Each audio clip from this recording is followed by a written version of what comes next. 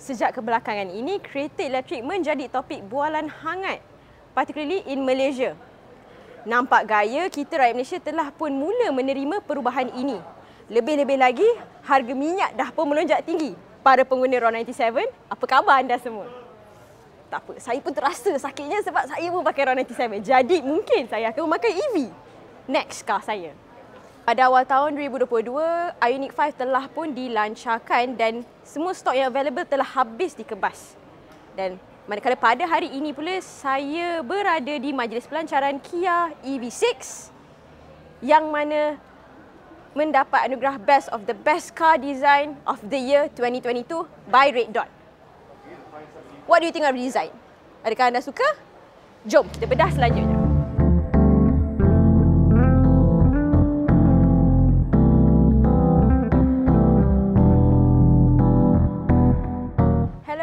Saya Shasha.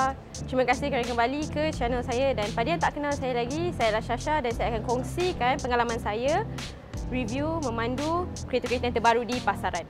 Seperti yang saya sebutkan tadi, pada hari ini saya bersama model terbaru Kia iaitu Kia EV6 yang mana didatangkan dengan hanya satu varian iaitu GT Line, tetapi ia didatangkan dengan 5 warna. Ya, saya tahu pasti ada yang tertanya-tanya berapa harga kereta ini. Ia berharga RM300,000 without insurance, didatangkan dengan 5 tahun warranty atau 150,000 km, tapi bateri dia didatangkan dengan 7 tahun warranty atau 150,000 km.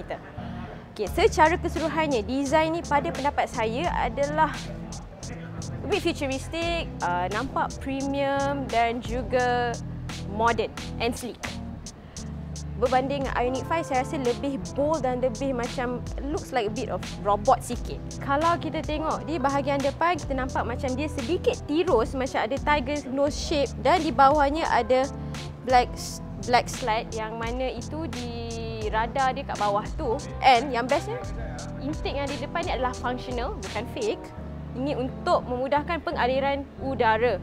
Lampu dia pula adalah full LED headlamp dan kalau kita tengok, ya, ada logo terbaru Kia yang mana besar dan juga 2D je. Sekarang kita pergi ke bahagian sisi kereta and kalau you nampak design dia macam slope ke belakang dan disambungkan dengan hanya single piece spoiler dekat belakang. Ada 2 lubang yang mana di situlah pengaliran udara so that the downward force is even more. Dan kalau you nampak hanya ada satu line sahaja di sisi kereta yang mana ini ada kaitan dengan para engineer sangat-sangat menitik beratkan aerodinamik untuk penghasilan sesebuah kereta EV. Sebab kita nak memanjangkan range kereta ni berapa jauh dia boleh pergi.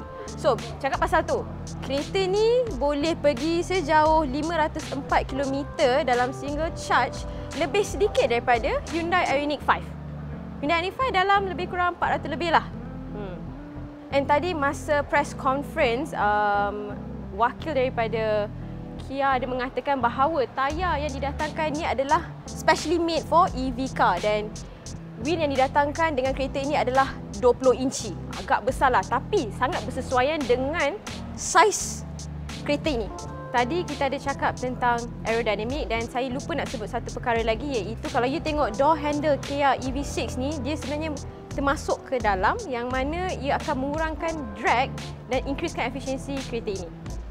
Di bahagian belakang kereta, sekali pandang, apa yang you guys rasa? Okey, tak apa. Fikir dulu, saya nak terangkan sedikit.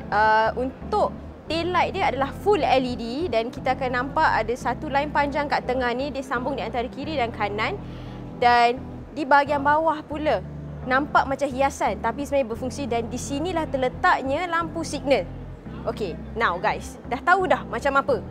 Saya rasa macam Aston Martin DBX. What do you guys think? Di sini juga terletaknya badge EV6 dan di belah kanan adalah GT Line yang menunjukkan ini adalah varian kereta Kia EV6. Untuk charging pula, kat mana? Kebanyakan atau saya rasa majority of electric vehicles, kereta elektrik adalah di bahagian sisi kereta macam BMW. Tapi yang ini di bahagian serong di bahagian ujung sebelah dekat dengan lampu signal ni. Kat sinilah yang kita akan charge kereta ni dan juga kalau you ada periuk ke, you ada aircon ke apa-apa yang you nak cocok bila pergi camping, this is where you can cocok untuk hidupkan dia. Bila saya mula-mula masuk dalam kereta ni, saya rasa bila saya melangkah ke dalam agak tinggi platformnya. Dan untuk pengetahuan anda, platform yang digunakan untuk kereta Kia EV6 adalah sama dengan Hyundai Ioniq 5 iaitu eGMP. Benda pertama yang saya nampak yang menarik perhatian saya dalam kereta ni adalah the curved display, because usually most of the display dalam kereta-kereta moden lain dia flat. Tapi yang ini ada dua screen, iaitu satu untuk kita punya infotainment system dan lagi satu adalah instrument cluster yang di tengah-tengah ni dia curve macam TV-TV kita di rumah. Di kawasan tengah kereta kita boleh nampak macam ada floating center console, dan kereta ni kereta EV kan, jadi tak adalah gearbox. So there's plenty of space dekat bawah ni, and untuk kita girls selalunya kita boleh letak handbag lah kat tengah-tengah ni, jadi selamat, tak perlu letak belakang, tak perlu letak tepi, you can just put it down here. Dan di bawah dashboard ni terdapat dua USB-C, satu USB-A dan juga tempat 12V untuk icuk-icuk 12V. Dan kalau tak cukup juga, di kawasan tengah ni ada wireless charger. Untuk armrest ni okey, quite dalam juga untuk simpan barang kat dalam. Tempat letak air ada dua, dan kat belakang tempat letak air ni macam ada tempat kecil sikit untuk you letak kat shango card ke apa. Oh, saya tak cakap lagi tentang air condition system dia. Ada dua knob untuk you control. It's a dual climate control.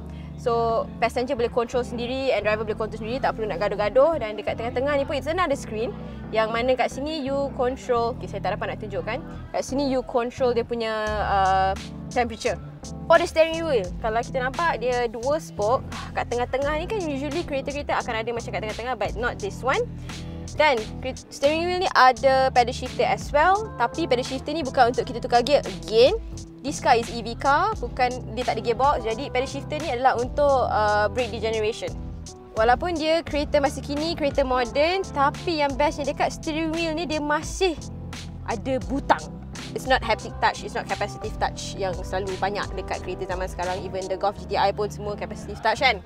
Okay, anyway, enough ranting.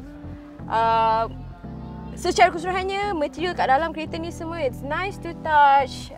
Pemilihan yang bagus, cantik. And then kalau you nampak dia punya dashboard ni pun it's very detail, ada line-line ni cantik, nampak very futuristic. Saya tak dapat on kereta ni, but guess what?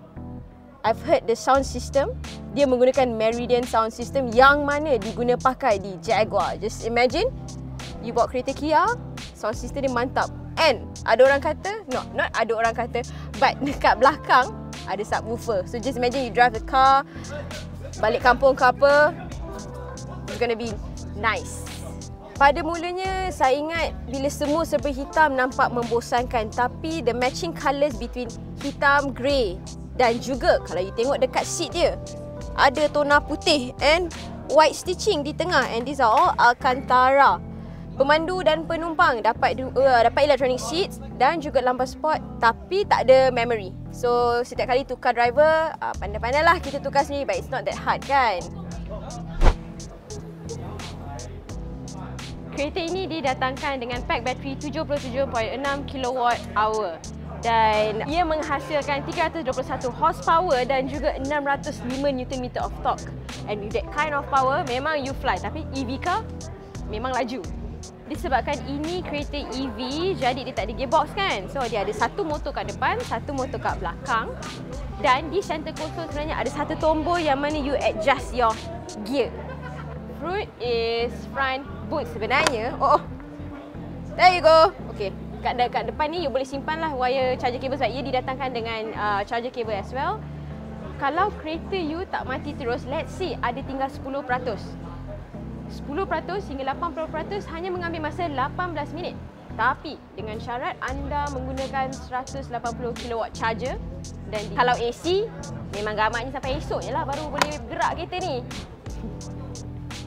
Untuk pengetahuan anda, sebenarnya hari ini dalam sejarah sebab ini adalah kali pertama saya menghadiri media launch event Kia EV6. Terus kereta elektrik in trend.